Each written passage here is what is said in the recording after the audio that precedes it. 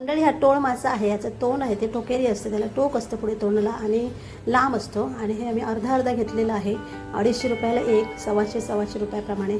तर इथे स्वच्छ धुवून घे 2 ते 3 पाण्यामध्ये. आणि थोड्या माशाचं सार करणार आहे करी, आणि थोडे मासे फ्राय करणार आहे. हळद पाव चमचा, आलं लसूण पेस्ट 1 चमचा, होममेड मसाला लाल मिरची पावडर 1 चमचा, आगळं घेतला आहे, कोकम रस आणि मीठ घेतलेलं आहे. आता व्यवस्थित मॅरिनेट करून आपण 20 मिनिटं किंवा अर्धा तास ठेवला तरी काही हरकत नाही. तोपर्यंत आपण एक वाटण काढून घेऊया. साराच्या मसाल्यासुद्धा मीठ लावून ठेवलेलं आहे. इथे लाल पिळवाल्या सुक्या मिरच्या, धणे, अर्धा चमचा बडीशेप आणि हे सर्व साहित्य घेतलेले आहे. मालवणी मच्छीचं वाटण. तर हे बारीक एकदम पेस्ट तयार करून घ्यायचं आहे. गरजेप्रमाणे पाणी ॲड करायचं आहे. याच्यामध्ये चिंचेचा कोळ घालायला विसरले म्हणून आता घालते आणि मस्त असं मिक्सरला लावून घेतलं. आता टोपामध्ये 2 चमचे तेल, लसूण, कढीपत्ता आणि जरासा पाव चमचा लाल मिरची पावडर. त्यामुळे कलर खूप छान येतो. 2 ते 3 मिनिटांनी उकळी आल्यानंतर यामध्ये आपल्याला मासे सोडायचे आहेत. जरासं मीठ घालूया. ऑलरेडी आपण मॅरिनेटच्या वेळी मीठ लावलेलंच होतं.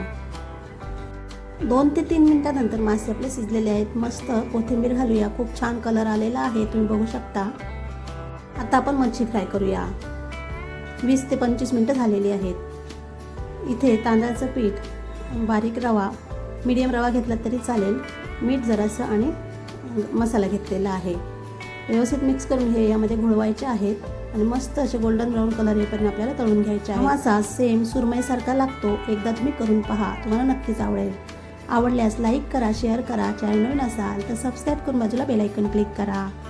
आता आपण भेटूया अशाच एका नवीन व्हिडिओसोबत. धन्यवाद.